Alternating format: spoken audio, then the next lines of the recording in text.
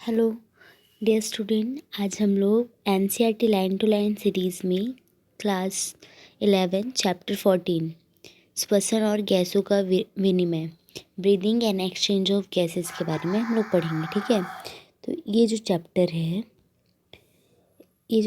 है इस पे हमको सबसे पहले क्या पढ़ना है कि लाइन टू लाइन मैं एनसीईआरटी बताऊंगी और कहाँ से क्वेश्चन आए हैं आज तक के 2024 तक का, वो सारी चीज़ें मैं डिस्कशन करूँगी। ओके, तो फिर स्टार्ट करते हैं। जैसा आप पहले पढ़ चुके हैं कि सजीव पोषक तत्वों जैसे ग्लूकोज को तोड़ने के लिए ऑक्सीजन का परोक्ष रूप से उपयोग करते हैं। ठीक है, जिससे विभिन्न क्रियाओं को संपादित करने के लिए आवश्यक ऊर्जा प्राप्त होती है। इसमें जो चैप्टर हम लोग सीक्वेंस वाइज पढ़ते हैं उसकी बात कर रहे हैं। जैसे हमने अभी इससे पहले जो पोर्शन डिलीट हो गया है डाइजेशन चैप्टर, तो हम जो खाते हैं जैसे कि कार्बोहाइड्रेट, फैट, प्रोटीन, ये सारी चीज़ें, तो ये सब टूट के छोटे छोटे रूपों में टूट के हमको एनर्जी मिलती है। ठीक है, उसका उपयोग हम करते हैं। उपरोक्त क्रियाओं में कार्बन डाइऑक्साइड भी मुक्त होती है जो हानिकारक है। इसीलिए यह आवश्यक है कि कोशिकाओं को लगातार O2 उपलब्ध कराई जाए और CO2 को बाहर मुक्त किया जाए। वायुमंडलीय O2 और कोशिकाओं में उत्पन्न CO2 के आदान प्रदान की इस क्रिया को ब्रीदिंग कहते हैं। ठीक है, ये ब्रीदिंग क्या होती है कि जो हम लोग एक्सचेंज करते हैं गैसों का, वो ब्रीदिंग है। और कॉमनली सामान्यतः इसको श्वसन भी कहते हैं। अपने सीने पे हाथ रखिए, अपने हाथों को सीने पर रखिए। आप सीने को ऊपर नीचे होते हुए अनुभव कर सकते हैं। आप जानते हैं कि यह श्वसन के कारण है। हम श्वास कैसे लेते हैं? इस अध्याय के निम्नलिखित खंडों में श्वसन अंगों और श्वसन की क्रियाविधि का वर्णन किया गया है। ठीक है, अब लोग नेक्स्ट पॉइंट पढ़ते हैं जहाँ से स्टार्ट होता है मेन पोर्शन चैप्टर का। श्वसन के अंग, रेस्पिरेटरी ऑर्गन जो होते हैं, तो कैसे प्राणियों के विभिन्न वर्गों के बीच श्वसन की क्रियाविधि, उनके निवास और संगठन। ठीक है, ये जो निवास और संगठन है, ये वाला पार्ट, ये के अनुसार बदलती है। निम्न कशेरुकी जैसे स्पॉन्ज, पॉरीफेरेंस की बात करें, सिलेंड्रेट, चपटी कृमि, प्लेटिहेल्मिन्थेस ना आदि O2 और CO2 का आदान प्रदान अपने शरीर की सतह विसरण द्वारा करते हैं। सिंपल डिफ्यूजन, सरल विसरण द्वारा करते हैं। केंचुए अपनी आंद्र क्यूटिकल को श्वसन के लिए, और जो केंचुए अर्थवर्म होते हैं जो एनेलिडा में आते हैं, तो उन लोग किस पे अपनी मॉइस्ट क्यूटिकल जो होती है उसका यूज़ करते हैं श्वसन के लिए। कीटों के लिए ऑर्थोपोडा में अब हम आ गए। ठीक है, कीटों के शरीर में नलिकाओं का एक जाल श्वसन नलिकाएं होती है जिनसे वातावरण की वायु का उनके शरीर की, ठीक है, शरीर के विभिन्न स्थान पर पहुंचती। ठीक है, ताकि कोशिकाएं सीधे गैसों का आदान प्रदान कर सके। जलीय ऑर्थोपोडा और मोलस्का जो एक्वेटिक है ना, जो पानी में रहने वाले, में श्वसन विशेष संवहनी क्लोम द्वारा होता है। जबकि स्थलचर प्राणियों में जो स्थल में रहते हैं, श्वसन विशेष संवहनी थैली फुफ्फुस, फेफड़े द्वारा होता है, लंग्स के द्वारा होता है। ठीक है, फेफड़ों में फेफड़ों द्वारा होता है। फिर वर्टिब्रेट की बात करें, कशेरुकों में मछलियों में क्लोम या गिल्स द्वारा श्वसन होता है। जबकि एम्फीबियंस, रेप्टाइल्स, एप्स और मैमल्स में लंग्स द्वारा होता है। ठीक है, उसके बाद फिर उभयचर जैसे मेढक, हम एम्फीबियंस और रेप्टाइल्स, एप्स, मैमल्स की तो बात की हम लोग, तो इसमें लंग्स के द्वारा होता है। लेकिन एम्फीबियंस में एक स्पेशल एग्जाम्पल है मेढक। ठीक है, ये अपनी आंद्र त्वचा के द्वारा, मॉइस्ट स्किन के थ्रू रेस्पिरेशन करता है। ठीक है, ये एक स्पेशल बात है यहाँ पर। उसके बाद देखो श्वसन स्तनधारियों में एक पूर्ण विकसित श्वसन प्रणाली। अब हम लोग हम मैमल्स की बात करेंगे यहाँ पर कि श्वसन प्रणाली कैसे होती है, ठीक है। स्पेशली मानव के बारे में हम पढ़ाई करेंगे, ओके। तो चलो अब अपनी इंटरेस्टेड बॉडी पार्ट में पढ़ाई करते हैं। उसके लिए हमारे एक जोड़ी बाह्य नासा द्वार होते हैं, ठीक है। अब एक्सटर्नल नॉस्ट्रिल तो आप सबने देखा है, जो होठों के ऊपर बाहर की तरफ खुलते हैं। ये होठों के ऊपर, ये हमारे लिप्स के ऊपर बाहर की ओर होते हैं ना। ये नासा मार्ग द्वारा नासा कक्ष तक पहुंचते हैं। अब नेजल पैसेज के थ्रू नेजल चैम्बर में पहुंच जाते हैं। नासा कक्ष, ये जो नेजल चैम्बर है वो ग्रसनी में खुलते हैं, ठीक है। और ग्रसनी क्या है? आहार और वायु का क्या है? ग्रसनी आहार वायु के दोनों के लिए उभयनिष्ठ मार्ग है। ग्रसनी कंठ द्वारा श्वास नली में खुलती है, ठीक है। अब देखो ग्रसनी में क्या जाता है? भोजन भी जाता है, वायु भी जाती है। तो जो भोजन होता है वो हमको डाइजेशन चैप्टर में पढ़ना था कि वो कहाँ खुलता है, आगे उसका प्रोसीजर, बट वो तो डिलीट हो गया है। तो अब हम सीधे एयर के बारे में पढ़ते हैं। जितना हमारे सिलेबस में है स्ट्रिक्टली उसी को फॉलो करते हैं, ओके। तो इस पे हम लोग एयर के बारे में पढ़ते हैं। तो एयर किस पे जाता है? लैरिंग्स के थ्रू, मतलब कंठ के द्वारा। अब ट्रैकिया में श्वास नली में खुलता है।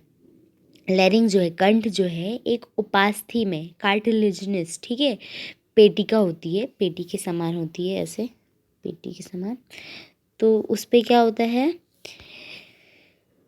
उपास्थि में पेटिका होती है जो ध्वनि के उत्पादन में सहायता करती है, इसलिए इसे ध्वनि पेटिका भी कहते हैं। साउंड बॉक्स, इसको हम लोग साउंड बॉक्स कहते हैं। साउंड बॉक्स क्यों? क्योंकि इससे साउंड प्रोड्यूस होता है, ओके।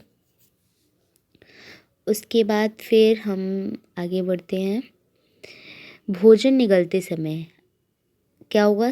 भोजन निगलते समय घाटी एक पतली लोचदार उपास्थि में फ्लैप कंठस्थ एपिग्लॉटिस से ढक जाती है। ये जो ऐसे पेटिका रहती है ना, ये मैं आपको पेटिका बना के दिखाती हूँ, ग्लॉटिस। तो जब हम खाना यहाँ से आता है, ये खाना आ रहा है, तो ये तब ऐसे एक फ्लैप होता है कार्टिलेजिनस, जो ये पूरा कवर कर लेती है जब खाना हम निगलते हैं, ताकि यहाँ खाना ना पाए। और ये फूड पाइप ट्रैकिया के पीछे होता है, तो फूड पाइप द्वारा बाहर निकल जाए, ठीक है। ये होता है। उसके बाद फिर ढक्कन बंद हो जाता है एपिग्लॉटिस का, जिससे आहार ग्रसनी के कंठ में प्रवेश न कर सके। श्वास नली एक सीधी नलिका है जो वक्ष गुहा के मध्य में पांचवी कशेरुकी तक जाकर दाईं और बाईं ओर विभाजित, दाईं और बाईं दो प्राथमिक श्वसनियों में विभाजित हो जाता है। देखो अब मैं आप लोग को ये पूरा कम्प्लीटली समझाती हूँ कैसे होता है।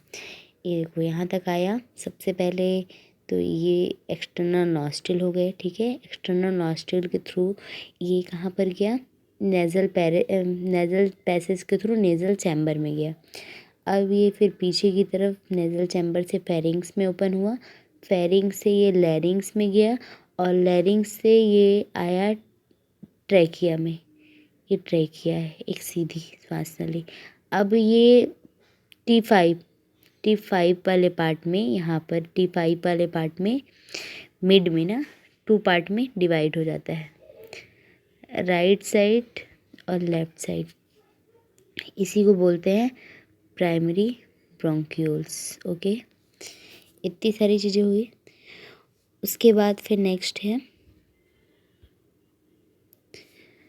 इस पे डिवाइड हो जाता है।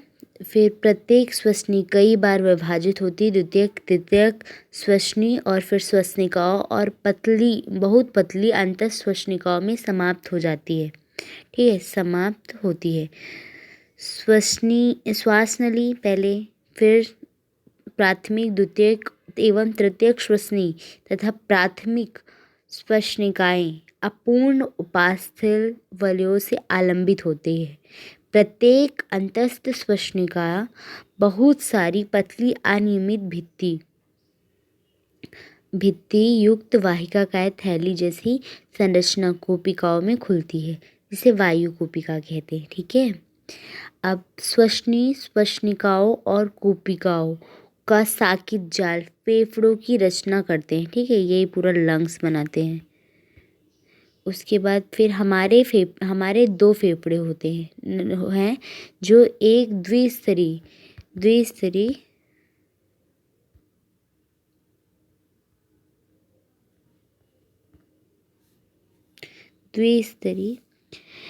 फुफ्फुसावरण से, मतलब ये फुफ्फुसावरण एक मेम्ब्रेन, द्विस्तरीय मेम्ब्रेन है जो हमारे फेफड़ों को कवर करके रखता है। अब मैं आप लोग को पूरा बता रही हूँ, क्या बोल रहे हैं, फेफड़े वाला बता रही हूँ ना। ये हमारे बोला गया 2 फेफड़े हैं, ये ऐसा, यहाँ स्पेस कम है तो यहाँ से मैं 2 फेफड़े बना दे रही हूँ। यहाँ पर बोल रहे 2 मेम्ब्रेन। अब एक फेफड़े को हम लोग पूरा हाईलाइट करके समझ लेते हैं, स्पेस कम है ना। तो ये 2 फेफड़े ट्रायंगल शेप में बना दे, जिसमें 2 फुफ्फुसावर्णी ये मेम्ब्रेन है। ठीक है, ये पहली और ये दूसरी, ये बोला गया है से ढके हैं, जिनके बीच में फुफ्फुसावर्णी द्रव भरा होता है। इनके बीच में ऐसे ये फुफ्फुसा प्लूरल फ्लूइड भरा हुआ है। ठीक है, ये जो द्रव की बात कर रहे हैं ये इन दोनों मेम्ब्रेन के बीच में। ठीक है। अब देखो, यह फेफड़े की सतह पर घर्षण कम करता है। इसकी वजह से ये जो द्रव है, इसकी वजह से फ्रिक्शन कम हो पाता है। ठीक है। और उसके बाद देखो, बाहरी फुफ्फुसावर्णी झिल्ली वच्छी, अब इसके बाहर थोरैसिक चैम्बर है तो ये वच्छी वाला से जुड़ा हुआ है। तो हम लोग पढ़ रहे थे, जो बाहरी फुफ्फुसावर्णी होता है वो वच्छी परत के निकट संपर्क में रहता है, जबकि आंतरिक जो अंदर वाला रहता है, 2 मेम्ब्रेन थी, बाहर वाली और अंदर वाली, तो अंदर वाली किसके, लंग्स फेफड़ों की सतह के संपर्क में होता है। ठीक है। अब हम लोग देखते हैं कि बाह्य नासारंध्र एक्सटर्नल नॉस्ट्रिल से लेके अंतः श्वसनिकाओं तक, इन टर्मिनल ब्रोंकियोल्स तक का भाग चालन भाग होता है। ये चालन भाग, ऐसा चलने वाला। ठीक है, कंडक्टिंग जोन बोलते हैं, कंडक्टिंग पार्ट। जबकि कोशिकाओं एवं उनकी नलिकाएं श्वसन तंत्र का श्वसन या विनिमय भाग गठित करती है।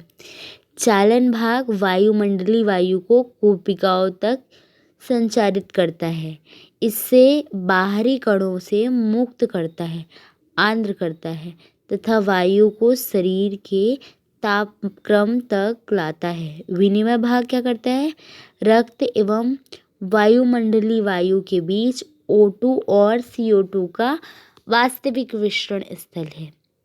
अब नेक्स्ट देखते हैं, फेफड़े वक्ष गुहा में स्थित होते हैं, जो शरीरतः एक वायुरोधी कक्ष है। ये एक एयर कंटेनर होता है ना, चारों तरफ से कवर होता है। वक्ष गुहा, थोरैसिक जो चैम्बर की बात कर रहे हैं, थोरैसिक कैविटी की बात कर रहे हैं, कक्ष पृष्ठ भाग में कशेरुक दंड, पृष्ठ भाग मतलब ये पीछे के साइड में ये वर्टिब्रल कॉलम के थ्रू, और फिर अधर भाग में, फिर अब इसके सामने वाला पार्ट, मतलब मैं नीचे दिखा दे रही हूँ, ये आगे वाला पार्ट, ये आगे वाला पार्ट है। ठीक, ये चौड़ा सा अधर भाग में किसके थ्रू, स्टर्नम के थ्रू, उरोस्थी, और पार्श्व भाग मतलब बाजू राइट साइड वाले पार्ट में, पार्श्व भाग में रिब्स के थ्रू, और नीचे से गुंबदाकार ऐसे डोम शेप, सॉरी शेप तो वो बिगड़ गया, मैं बनाती हूँ ऐसा डोम शेप, डायफ्राम द्वारा बनता है। वक्ष में फेफड़ों की शारीरिक व्यवस्था ऐसी होती है कि वक्ष गुहा के आयतन में कोई भी परिवर्तन फेफड़े की गुहा में प्रतिबंधित हो जाएगा। श्वसन के लिए ऐसी व्यवस्था आवश्यक है। देखो, ऐसी व्यवस्था होती है मतलब पूरा एयर कंटेनर है। थोरैसिक चैम्बर से लंग्स इस तरह अटैच है कि मतलब जो भी थोरैसिक चैम्बर में, थोरैसिक कैविटी में कोई भी परिवर्तन हो रहा है तो वो जस्ट लंग्स में हमको दिखाई दे रहा है, प्रतिबिंबित हो रहा है। ठीक है, और ये बहुत ज़रूरी है। अब अब हम लोग नेक्स्ट पार्ट देखते हैं आगे का। ये डायग्राम है कि किस तरह एक्सटर्नल नॉस्टल से नहीं दिखाया गया है इस पे। ये एपिग्लॉटिस था ये वाला पार्ट, फिर ये जो ये लैरिंग्स को कवर करते हुए फिर ये ट्रैकिया T5 में डिवाइड हुआ। ये बहुत सारी ब्रांचेस दिख रही है ना, जो प्राइमरी, फिर सेकेंडरी, फिर टर्शरी, फिर इनिशियल, फिर टर्मिनल, ये सब ब्रोंकियोल और ब्रोंकियल्स है ना, ब्रोंकियोल्स। फिर ये अनियमित आकार के पतली, ये हैं क्या कोशिकाएं, ठीक है। अब नेक्स्ट हम देखते हैं कि ब्रीदिंग के जो चरण हैं कौन कौन से श्वसन के निम्नलिखित सम्मिलित चरण, ठीक है। श्वसन या फुफ्फुसी सवातन, पल्मोनरी वेंटिलेशन, जिससे वायुमंडलीय वायु अंदर खींची जाती है, ठीक है। सबसे पहले क्या होता है, वायुमंडलीय वायु अंदर खींची, और CO2 से भरपूर जो कोशिकाओं में हमारी एल्वुलाई में CO2 से भरी हुई वायु है ना, उसको बाहर मुक्त किया जाता है, ठीक है। क्या क्या किया जाता है, ये स्पेशल जो चरण है ना वो पूछे जाते हैं एग्जाम पे। पहले O2 को क्या किया जाता है, अंदर अंदर आओ अंदर आओ, और CO2 को क्या किया जाता है, बाहर निकाला जाता है। पहला प्रोसेस होता है, ठीक है। अब फिर हम लोग आगे नेक्स्ट सेकेंड स्टेप देखते हैं। कोशिका झिल्ली के आर पार गैस हो, O2 और CO2 का मिश्रण होता है। फिर रुधिर द्वारा गैसों का परिवहन। अब कोशिका झिल्ली से रुधिर में आया और ये रुधिर द्वारा इन गैसों का परिवहन होता है, ठीक है। उसके बाद फिर क्या होता है, रुधिर और ऊतकों के बीच O2 और CO2 का विसरण। अब रुधिर और अब आ गया कोशिकाओं से रुधिर, अब रुधिर कहाँ ले जाएगा, ऊतकों तक, तो रुधिर से ऊतकों तक CO2 और O2 का ट्रांसफ़र होना, ठीक है। O2 का एक्सचेंज होना CO2 से, ये होगा, ठीक। उसके बाद फिर नेक्स्ट है अपापचयी क्रियाओं के लिए कोशिकाओं द्वारा O2 का उपयोग और उसके फलस्वरूप CO2 का उत्पन्न होना। ये हम लोग रेस्पायरेशन ऑफ प्लांट वाले में पढ़ेंगे, उसमें ग्लाइकोलिसिस पाथवे सारे पाथवे में डिस्क्राइब किया गया है, तो बहुत अच्छे से समझ में आएगा, ठीक है। तो ये हुआ फर्स्ट पार्ट। इसके बाद ब्रीदिंग का सेकंड पार्ट स्टार्ट करेंगे, जो कि मैकेनिज्म ऑफ ब्रीदिंग से स्टार्ट करेंगे। Okay, thank you.